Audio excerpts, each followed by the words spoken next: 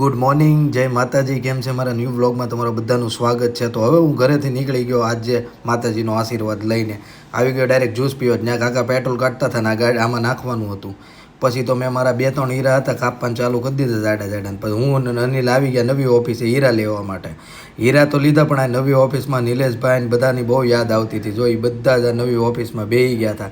મેં કીધું ભારે કરી ભાઈ અમારે આવું છે, ત્યાં એકલા ગમતું નથી. મેં કીધું પછી તો મારી પાસે હીરા હતા નહીં એટલે મેં આવીને પિક્ચર જોવાનું ચાલુ કરી દીધું. મસ્ત પિક્ચર જોઈને હું વિયો ગયો નીરવભાઈ અરે હીરા બજારમાં. મેં કીધું હાલો નીરવભાઈ ફ્રી જ છું તમારી સાથે હીરા બજારમાં જઈને જોયું તો બહુ જ ટ્રાફિક મહિધરપુરાથી સીધો આવીને વાળગાપા આવી ગયો, કારણ કે આજ રક્ષાબંધન હતું એક દિવસ પછી કાલે, એટલે ફૂલ ટ્રાફિક રહ્યો. પછી દવા લેવા આવી ગયો આપણે હોસ્પિટલની અંદર કેવલના બહાડું.